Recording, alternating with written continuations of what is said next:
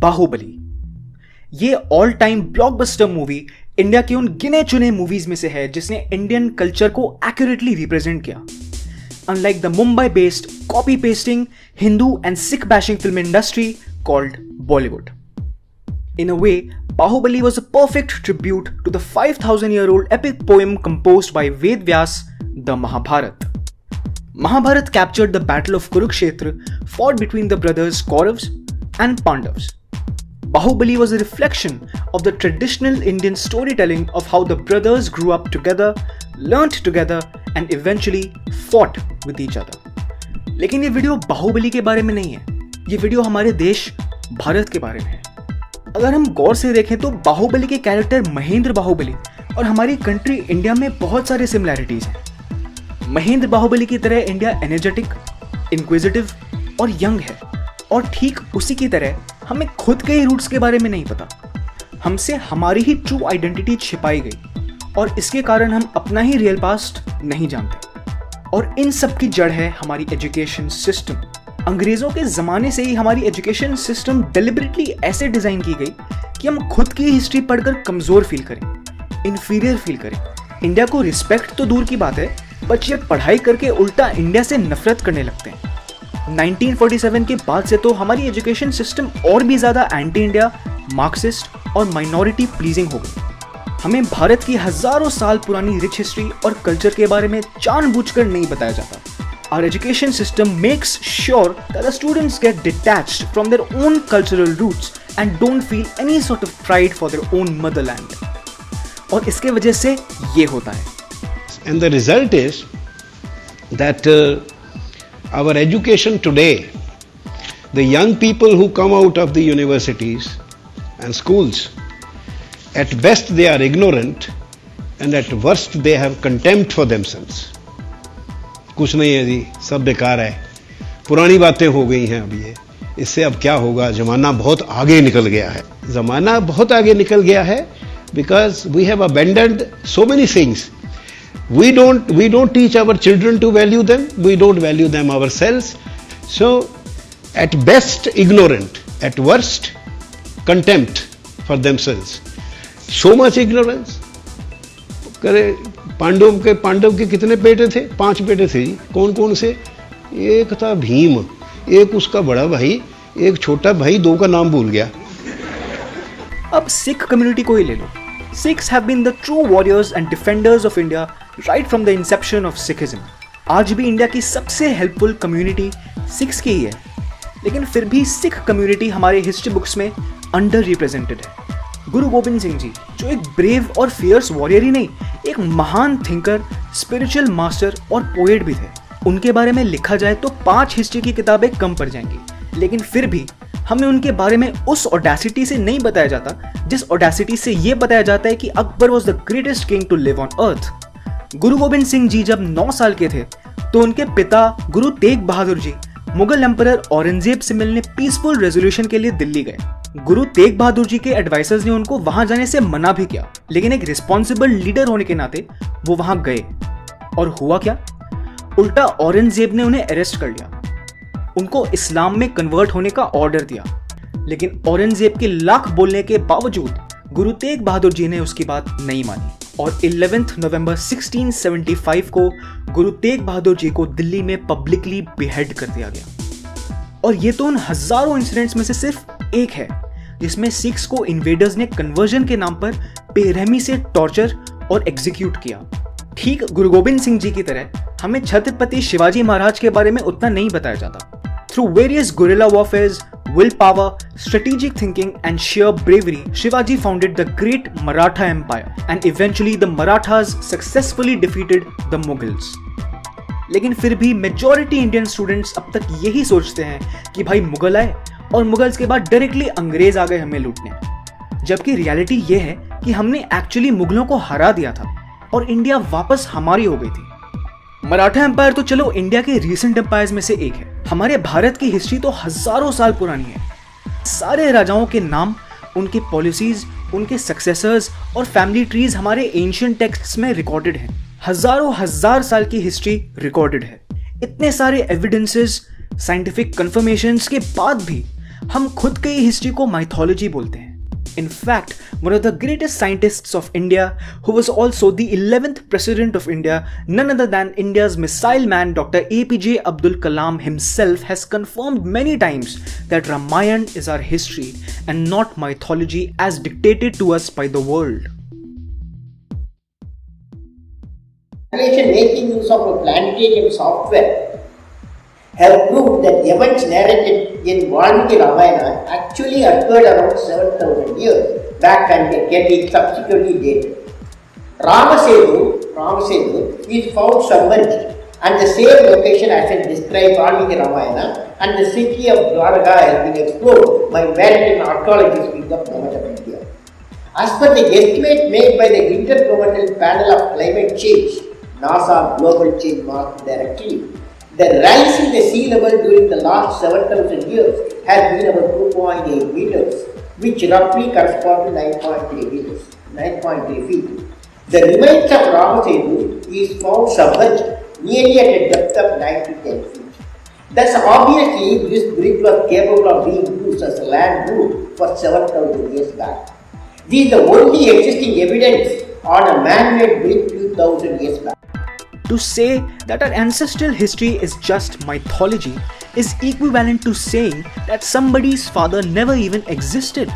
अब कुछ modern AF उबर cool stand up comedians के फैंस बोलेंगे कि कलाम सर भी गलत है, सब गलत है, बेवकूफ मत बनाओ। Ramayana says Ravana has 10 heads, how is that even possible? तो भाई उन लोगों के लिए एक छोटा सा एग्जांपल, इस लोगो को देखो। इस लोगो को देखकर हमारे दिमाग में क्या आता है? यही ना, एक इंसान है जिसके दिमाग में एक आइडिया आया या इसके दिमाग की बत्ती ऑन हो गई।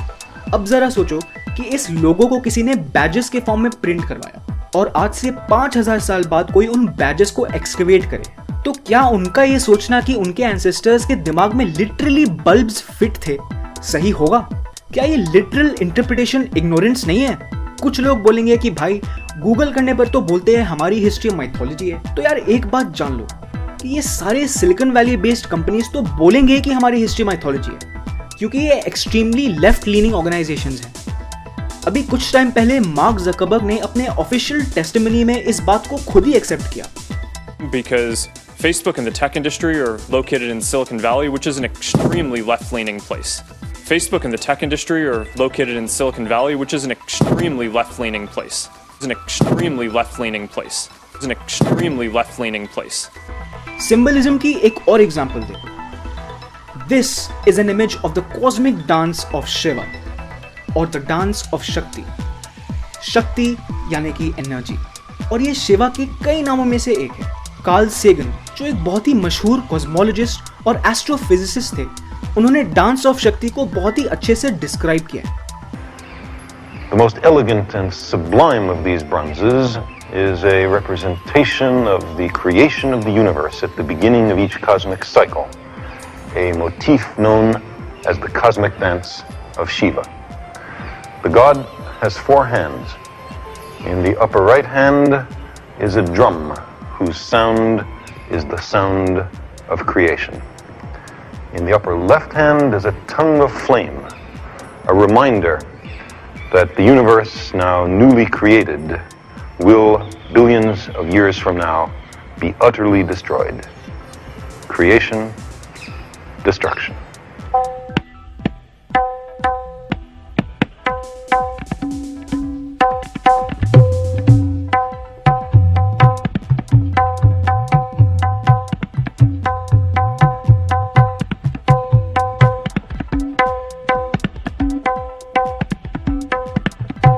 इनफैक्ट कार्ल सेगन ही नहीं, European organization for nuclear research यानी कि CERN, जहां पर दुनिया की सबसे बड़ी पार्टिकल फिजिक्स लेबोरेटरी है, उन लोगों ने अपने कैंपस में डांसिंग शिवा के स्टैचू को लगा रखा है। और तो और 16 जुलाई 1945 5:29 AM को अमेरिका ने पहली बार अपने न्यूक्लियर वेपन को टेस्ट किया था। उस प्रोजेक्ट के हेड रॉबर्ट ओपेनहाइमर से जब पूछा गया कि उन्हें ये न्यूक्लियर एक्सप्लोजन देखकर कैसा फील हुआ, उन्होंने क्या सोचा, तो उनका जवाब ये था। We knew the world would not be the same. Few people laughed.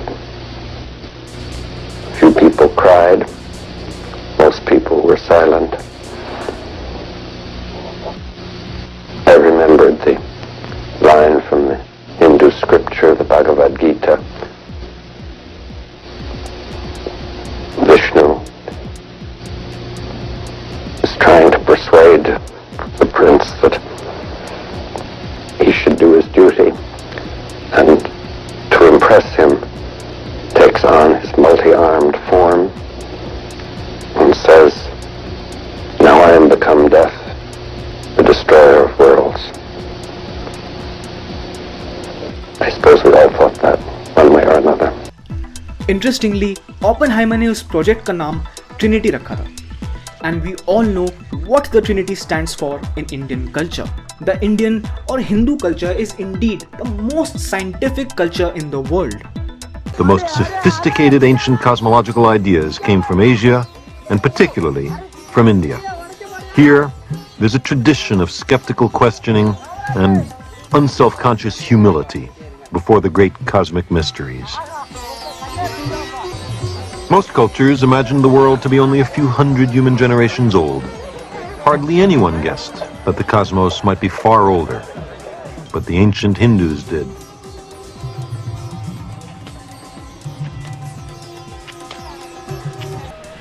The Hindu religion is the only one of the world's great faiths dedicated to the idea that the cosmos itself undergoes an immense, indeed an infinite, number of deaths and rebirths.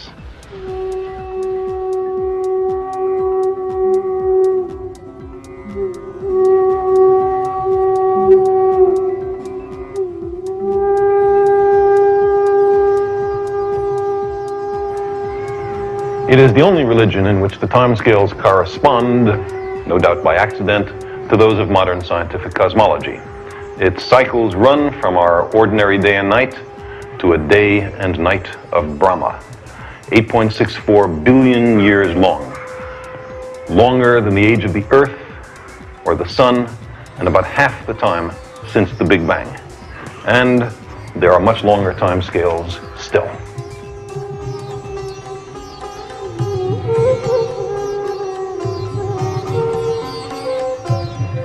It's interesting to me, Dean, you had had a career in theoretical physics, and many theoretical physicists such as yourself have studied the Sanskrit tradition. Many of the great physicists have made a point of it. Yes, physicists like the Sanskrit tradition because the cosmologies that were written down, how the universe came about, apply pretty much today. In other words, that there's a sense amongst physicists that the precision, the rigor, the depth of insight amongst the ancient Sanskrit wise people, the rishis, speaks to us today, to the scientific mind. Oh, very much so. The story is told about Oppenheimer, Robert Oppenheimer, when he saw the first blast, nuclear blast at Alamogordo, and the press said, "What were you thinking when you saw the first atomic bomb?" And he said, "Well, I was thinking of the dance of Shakti." The dance of Shakti, yeah. And as I recall, he used a quote from the Bhagavad Gita to describe the atomic bomb, Yeah. brighter than 10,000 suns. Brighter than 10,000 suns. हम clearly observe कर सकते हैं कि western civilization की modern science Hindu culture से काफी ज्यादा influenced है. In fact, the turning point in the history of the West was Vasco da Gama discovering the sea route to India. उस जमाने में लोग इंडिया जाने के लिए बेचैन थे. उनमें से एक था कोलंबस, जो निकला तो था इंडिया ढूंढने और पहुंच गया अमेरिका. कभी सोचा है इन सबको इंडिया जाने की इतनी मची क्यों थी? Because India was highly advanced from the rest of the world. ये इंडिया जाकर संस्कृत सीखकर हमारे टेक्स्ट से नॉलेज तो अक्वायर करते ही थे, हमसे रहने का तरीका, यहाँ तक कि हमारे गेम्स भी सीखकर वापस अपने घर जाकर उसको अपना टच देते थे.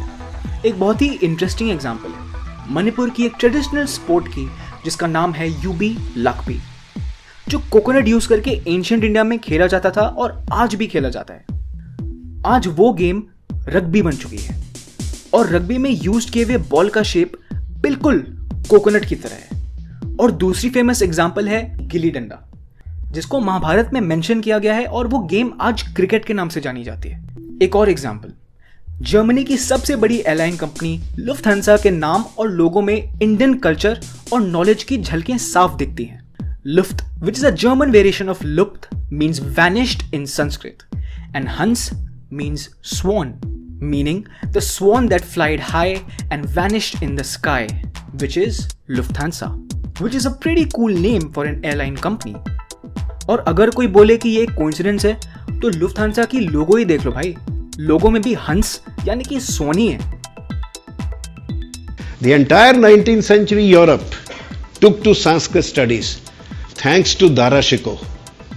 Dara Shikoh translated Upanishads into Persian, and one of the translations, it went to Dupont in France. He translated it into French, then it went into Italian, then German, and by 1808, all major universities of Europe had a chair in Sanskrit, and they replaced their understanding of Hebrew as the source language by Sanskrit as the source language, and in fact also wound up several departments of Arabic. In 19th century Europe, every bright young man was doing Sanskrit as our bright young men are doing computer and commerce. सोचने वाली बात यह है कि जब पूरी दुनिया हमारी नॉलेज यूज करके हमसे ही आगे निकल गई, तो हम कैसे पीछे रह गए? पहली बात कि इस्लामिक इन्वेजन्स ने मर्डर्स, बिहेडिंग्स और रेप्स के अलावा हमारे नॉलेज सेंटर्स को भी जला डाला था, जिससे हमें काफी नुकसान हुआ। और उसके बाद आए अंग्रेज, जिन्होंने जानबूझकर हमें संस्कृत पढ़ने से रोका, ताकि हम खुद की रियल वैल्यू नहीं जान पाए, खुद को उनसे इंफीरियर समझे और चुपचाप उनकी गुलामी करते रहे। लेकिन फिर आजादी के बाद हमने अपने संस्कृत बेस्ड नॉलेज सेक्टर पर फोकस क्यों नहीं किया? In fact Ambedkar and Tajuddin Ahmad wanted Sanskrit to be our national language, लेकिन एक इंसान था जो नहीं चाहता था कि ऐसा हो। Because remember, in the Constituent Assembly, two persons had argued for Sanskrit as the national language, Ambedkar and Tajuddin Ahmed. Very few people know. And who opposed it? Our great friend Jawaharlal Nehru. And this is the sad history of why the kind of the whole thing was derailed. The education was derailed. So Sanskrit नहीं पढ़ने का नतीजा यही हुआ कि हम खुद की नॉलेज नहीं गेन कर पाए, खुद के रूट्स को आइडेंटिफाई नहीं कर पाए, खुद को कमजोर और इंफीरियर समझने लगे, और ऐसा लगने लगा कि इंडिया में कुछ नहीं रखा। जहां एक तरफ वेस्ट के ऑफिसेज में संस्कृत चैंट्स पढ़े जाते हैं, ओम नमो भगवते रुद्राय, ओम नमस्ते रुद्रमन्यवरुदोदयशवे नमः, नमस्ते अस्तु धन्वने भावुभ्यामुदते नमः, यातैष शिवरमा शिवं बभूव ते धनुः, शिवाशरं गायातमतगानो रुद्रमृडया, याते रुद्र शिवा तनूरघोरा पापकाशिनी तगानस्तनु। क्रिस्टोफर नोलन अपनी मूवी इंटरस्टेलर में कोडिंग के लिए संस्कृत लैंग्वेज का यूज करते हैं। वहीं दूसरी तरफ इंडिया के infamous Hinduphobic film maker Raju Hirani Sanskrit की बेरहमी से खिल्लियां उड़ाते हैं। इंडिया के स्टैंड अप कॉमेडियन संस्कृत को यूजलेस घोषित कर देते हैं, और हम लॉस्ट इंडियंस बेवकूफों की तरह हंसते हैं और तालियां बजाते हैं। We have forgotten our true identity. We have forgotten who we are, what we achieved and what our potential is. In fact, doctor Kapil Kapoor ने हमारे सिचुएशन को काफी अच्छे से एनालाइज किया है और एक इंटरेस्टिंग तरीके से अपनी बात रखी है। we all have Hanuman syndrome. You know what is Hanuman syndrome? Hanuman ji Lanka में बैठे थे ना, जब सीता को ढूंढना था, सब वानर बैठे हैं, हनुमान जी पीछे बैठे थे, ऐसे मुंह नीचा करके, because Jambant was asking कौन जाएगा Sri Lanka, nobody answering. Then Jambant said के अब हम बूढ़े हो गए हैं, जब जवान थे तो 3 बार आते जाते थे लंका। क्यों जाते थे ये नहीं बताया, 3 बार आते जाते थे, अब जा तो सकते हैं पर वापस नहीं आ सकते। तो कोई तो बोलो, but we Indians have the habit, nobody volunteers. Except in the grand case of Guru Gobind Singh, where he asked for 5 persons to give their heads. Panch Pyaras and the Khalsa. So, the Indians don't volunteer. So Jamban said, Hanuman, you get up. Why are you silent? Do you know? Have you forgotten what your strength is? And then he reminded him. Because he was cursed. When he was small, he used to throw the rishis in the Ganga. So the rishis cursed him. You forget your strength till somebody reminds you. And then Jamant reminded him. And then Hanuman grew. So we are all Indians suffering from the Hanuman syndrome. We've forgotten what our strength is and don't value it. अब समय आ गया है कि हम जाग जाएं, अपने roots को जानें, अपनी रियल हिस्ट्री को पढ़ें, हमारे एंसेस्टर्स की दी हुई वैदिक साइंस को एनालाइज करें। और यही नहीं, जिस पॉइंट पर हमारे एंसेस्टर्स के एडवांस सिविलाइजेशन को जबरदस्ती रोका गया, वहीं से हम भारत को आगे लेकर जाएं। Guys, if you want the message in this video to be spread, please share it with as many people as you can and tell them to share it with their friends and family. Make sure that maximum people watch this video and subscribe to FMF for more such content ahead.